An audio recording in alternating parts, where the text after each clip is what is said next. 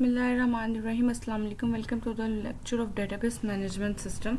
कि इस वीडियो में हम दो क्वेश्चंस डिस्कस करेंगे। दोनों क्वेश्चंस है नॉर्मलाइजेशन के ऊपर हैं, जो कि डीबीएमएस में बहुत ज़्यादा डीबीएमएस में बहुत ज़्यादा इंपॉर्टेंट टॉपिक है। और आपको कोई एग्जांपल नहीं होगा जिससे भी जहाँ पे भी आपको नॉर्मलाइजेशन के ऊपर जो है क्वेश्चंस ना हो। तो सबसे पहले देख लेते हैं कि नॉर्मलाइजेशन के क्वेश्चंस क्या। सबसे पहले क्वेश्चन देखो, which of the following statement is true. ठीक है, तो पहले स्टेटमेंट्स देख लेते हैं। R relation is an first third NF then it is always in BCNF. हमें बताना है कि इनमें से कौन सी जो है कंडीशंस ट्रू हैं। तो सबसे पहले देख लेते हैं कि इनमें रिलेशनशिप क्या है। तो आपको पता है बीसीएनएफ जो है सबसे ज़्यादा रिस्ट्रिक्टेड जो है वो नॉर्मलाइजेशन है। रिस्ट्रिक्टेड मतलब बीसीएनएफ के रूल्स जो हैं वो सबसे ज़्यादा रिस्ट्रिक्टिव हैं। और उसके बाद हमारे पास आती है थर्ड एनएफ के बाद है हमारे पास सेकंड एनएफ।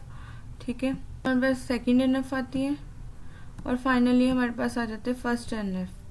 ठीक है, कहने का मतलब क्या है कि बाय डिफ़ॉल्ट जो भी टेबल्स हम यूज़ कर रहे हैं उस टेबल को हमने सबसे पहले फर्स्ट एनएफ में कन्वर्ट करना होता है, फिर सेकंड में लेके आते हैं, फिर हम थर्ड में कन्वर्ट करते हैं, फिर उसके रूल्स को फॉलो करके और फिर हम फाइनली बीसीएनएफ में लेके आते हैं, ताकि हम उसमें से रिडंडेंसी जो है उसको पूरे तरीके से रिमूव कर सके। तो सबसे पहले नॉर्मलाइजेशन होती क्या है, रिडंडेंसी हम कैसे रिमूव करते हैं, इन चारों नॉर्मल फॉर्म्स के क्या क्या रूल्स हैं, इसके ऊपर हमने ऑलरेडी जो है प्रॉपर वीडियोस बनाई हुई हैं, वो आप वहाँ से देख सकते हो। ठीक है, वो आपको प्लेलिस्ट में मिल जाएंगी, तो आप उसको सारी डिटेल मिल जाएगी। उसके हर एक नॉर्मल फॉर्म को मैंने विद एग्जांपल जो है उसको एक्सप्लेन किया हुआ है। तो सबसे पहले देखते हैं कि बीसीएनएफ सबसे ज़्यादा रिस्ट्रिक्टिव है। तो अब आपका क्वेश्चन है इजीली सॉल्व हो जाएगा। अगर हम यहाँ पे बात करें ऑप्शन नंबर ए की, R relation is in third NF then it is always in BCNF third. तो हमें बीसीएनएफ के लिए कंडीशन चेक करनी पड़ेगी। अगर सबसे पहले ये कि अगर यहाँ पे हमारा डाटा मतलब है तो वो ज़रूरी है कि बीसीएनएफ में होगा, ज़रूरी नहीं है कि वो बीसीएनएफ में हो भी सकता है, हो नहीं भी सकता। ठीक है, तो इसकी कंडीशन क्या है कि लेफ्ट हैंड साइड जो है हमारी फंक्शनल डिपेंडेंसी की वो कैंडिडेट की होनी चाहिए। ठीक है, ये वाली जो एक्स्ट्रा रूल हमें चेक करना पड़ेगा। तो ये कंडीशन यहाँ पे ये वाली क्या होती है, फॉल्स हो जाती है, क्योंकि मे और मे नॉट भी हो सकता है। अगर हम ये बात करें कि थर्ड एनएफ में है और वो ऑलवेज बीसीएनएफ में होगा, ऐसा नहीं है। R relation is in second NF तो then it is not in first NF. ये भी हमारा ऑप्शन जो है वो गलत है। क्यों गलत है, आपको यहाँ पे देखो कि सेकंड एनएफ का मतलब है यहाँ पे। ठीक है, तो अगर कोई रिलेशन सेकंड एनएफ में तो ऑब्वियसली वो फर्स्ट एनएफ में ज़रूर होगा। ठीक है, और सेकंड एनएफ की कंडीशन क्या है कि फर्स्ट एनएफ में होना चाहिए और पार्शियल डिपेंडेंसी नहीं होनी चाहिए। तो यानी ये सेकंड एनएफ में कोई है तो वो फर्स्ट एनएफ में भी होगा। ये भी क्वेश्चन गलत है। ठीक है, ये नोट लिखा हुआ है तो ये भी ऑप्शन गलत हो जाता है। Third, R relation is BCNF then it is in second NF. Yes, ये ट्रू है कि अगर एक रिलेशन जो है यहाँ पे बीसीएनएफ में तो ये सेकंड एनएफ में भी होगा। ठीक है, इनमें भी होगा, थर्ड में भी होगा। ठीक है, ये वाला ऑप्शन हमारा करेक्ट है। फोर्थ ऑप्शन को भी चेक कर लेते हैं। Relation is in second NF then it contains a partial dependency. मतलब यहाँ पे कंडीशन पार्शियल डिपेंडेंसी ही नहीं होनी चाहिए। ठीक है, ये सेकंड नॉर्मल फॉर्म में कोई भी फॉर्म में तब होता है जब पार्शियल डिपेंडेंसी नहीं होती। ठीक है, ऐसे थर्ड के केस में हमारे पास ट्रांजिटिव डिपेंडेंसी नहीं होनी चाहिए। ठीक है, ऐसे फर्स्ट एनएफ के रख में लगता है मल्टी वैल्यू एट्रीब्यूट नहीं होने चाहिए। ये सारे पॉइंट्स जो हैं मैंने आपको सारे जो है प्लेलिस्ट में मिल जाएंगे। ठीक है, आप इसको ज़रूर देख लीजिएगा ताकि आपको इसकी पूरी डिटेल कॉन्सेप्ट इसकी समझ आ जाएगी। तो इसका आंसर है सी। तो सेकंड क्वेश्चन की तरफ चलते हैं। Relation R has 8 attributes. हमारे पास जो एक टेबल ऐसा है उसके अंदर 8 एट्रीब्यूट्स है, A B C D E F G H.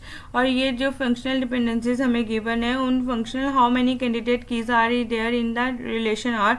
इस टाइप के क्वेश्चन जो है आपको सबसे ज़्यादा मिलेंगे हर एक के एग्जाम्पल में, हर एक एग्जाम्स में। तो आप आपके पास यहाँ पे इससे जो नेक्स्ट लेवल के क्वेश्चंस क्या होते हैं कि चेक करो कि सेकेंड एनएफ में है, थर्ड एनएफ में है या बीसीएनएफ में है कि नहीं। तो उसको भी अगर आपको चेक करना है तो आपको पहले कैंडिडेट की फाइंड आउट करनी आनी चाहिए, जो कि हम क्लोजर मेथड से फाइंड आउट करते हैं। ये मेथड जो है बहुत ज़्यादा इम्पोर्टेंट है और इसका लिंक जो है वो आपको प्लेलिस्ट में मिल जाएगा, वो भी आपने चेक कर लेना है। तो इसको आप सॉल्व करते हैं तो इसकी ट्रिक क्या है कि आपको फाइंड करनी है कि कैंडिडेट की क्या होती है, वो एट्रीब्यूट जो सारे एट्रीब्यूट्स को डिटरमाइन करें। तो इसको फाइंड आउट करने का तरीका क्या है, आप सारे राइट हैंड साइड पे देख लो, सारे राइट हैंड साइड के फंक्शनल डिपेंडेंसी के राइट हैंड साइड लिख लो। तो राइट हैंड साइड हम लिखें तो क्या आएगा, A B C D right hand side पे नहीं है, E आएगा, F G है और H है। 7 एट्रीब्यूट्स आगे सबसे साइड सबकी राइट हैंड साइड चेक कर लो, क्या नहीं आया, D नहीं आया। तो मतलब D जो है, जो भी कैंडिडेट की बनेगी, मुझे नहीं बना कि कितनी बनेगी, लेकिन जो भी कैंडिडेट बनेगी उसमें D आएगा ही आएगा, क्योंकि राइट हैंड साइड में जो है कितने एट्रीब्यूट्स आ गए, सिर्फ D नहीं आया। तो D लेफ्ट हैंड साइड में होगा तभी तो आएगा, मतलब D जो है हर एक कैंडिडेट की में होगा। तो आप चेक कर लेते हैं कि D का क्लोजर, D के क्लोजर में आपको क्या मिलेगा, D किसको डिटरमाइन कर रहा है, एक तो D तो खुद कर रहा है, ये तो रिफ्लेक्सिव प्रॉपर्टी है, इसको अलावा किसी और को डिटरमाइन कर रहा है, D नहीं कर रहा, मतलब D अकेला कैंडिडेट की नहीं है, इसको साथ आपको और एट्रीब्यूट भी लगाना पड़ेगा। इसके साथ मैं लगा लेती हूँ A। तो अब आपको जो है एक एक करके फाइंड आउट करने की जरूरत नहीं है। अगर आप स्टूडेंट क्या करते हैं, CH का क्लोजर, H का फिर कर लेते हैं, मतलब सबका निकालोगे क्लोजर, तब जाके आपका जो है आंसर फाइंड आउट करोगे, तो बहुत ज़्यादा टाइम कंज्यूमिंग है। आप पहले राइट हैंड साइड देख लो, जो नहीं आया उसका क्लोजर जो है कैंडिडेट की में D आएगा ही आएगा। तो उसके बाद आप फाइंड आउट करो कि D के साथ आप A लगा कर देखो, B लगा के देख लो, फिर इस तरह। अब मैंने A लगाया तो A D के क्लोजर से AD तो आएगा, ठीक है, क्योंकि रिफ्लेक्सिव प्रॉपर्टी खुद को डिटरमाइन कर रहा है। A से क्या आ गया, B और C भी आ गया, B से क्या आ गया, C F H भी आ गया, ठीक है, यहाँ पे H से क्या आ गया, E और G भी आ गया, मतलब सारे एट्रीब्यूट्स आ गए इसके अंदर, 8 सारे एट्रीब्यूट्स आ गए इसके अंदर। तो यानी आपको कंफर्म हो गया कि AD जो है हमारी जो है कैंडिडेट की बन जाएगी, ठीक है। ये आपको पहली कैंडिडेट की मिल गई AD, लेकिन क्वेश्चन में क्या पूछा कि हाउ मेनी कैंडिडेट कीज। अगर हमें कैंडिडेट की फाइंड आउट करने का क्या तरीका है, आप सारे निकाल लो, लेकिन अगर इसका एक शॉर्टकट मैंने आपको पहले भी बताया कि आपने करना क्या, A किसके राइट हैंड साइड पे, A ये देखो इसके राइट हैंड साइड पे। तो अब हम A को रिप्लेस कर देंगे E के साथ और D को साथ एज इट इज लिखेंगे, तो ट्रांजिटिव प्रॉपर्टी है।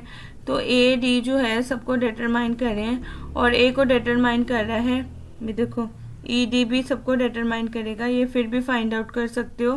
E D आ गया, फिर उसके बाद A आ गया, फिर ये सारा आ गया, B आ गया, C आ गया, F आ गया, H आ गया, ठीक है, G भी आ गया। अब देखो E किसके राइट हैंड साइड पे, E F के, यानी F को रिप्लेस कर दो F के साथ। F D का क्लोजर जो फाइंड आउट करोगे, सारे के सारे एट्रीब्यूट्स आपके सेम आ जाएंगे, ठीक है, आप चेक कर सकते हो सारे एट्रीब्यूट्स आएंगे, ठीक है। अब आपको F किसके राइट हैंड साइड पे, F जो है B के राइट हैंड साइड के, अब आप इसको कर दो BD के साथ अगर आप क्लोजर निकालोगे सारे के सारे एट्रीब्यूट्स ही आएंगे, ठीक है, सारे 4 कैंडिडेट की बन गई। अब B देखो किसके राइट हैंड साइड पे, B किसी के भी राइट हैंड साइड पे नहीं है, B A के राइट हैंड साइड पे। अगर आप B को A के साथ रिप्लेस करोगे तो D तो हम ऑलरेडी फाइंड आउट कर सकते हो, मतलब हमारे पास कितनी कैंडिडेट की बन गई, 4 कैंडिडेट कीज बन गई हैं। तो इसका आंसर ये क्या है, 4, ठीक है। इस टाइप के क्वेश्चंस जो है ये शॉर्टकट से आप करोगे तो आपको बहुत ज़्यादा फायदा होगा। अगर आप ब्रूट फोर्स मेथड भी लगाओगे, एक एक करके भी फाइंड आउट करोगे, तो बहुत सारे जो है आपको मेथड्स यूज़ करने पड़ेंगे, उसका टाइम कंज्यूमिंग जो है वो ज़्यादा हो जाता है। ये जो है क्वेश्चन को सॉल्व करने का एक शॉर्टकट मेथड है। Thank you so much.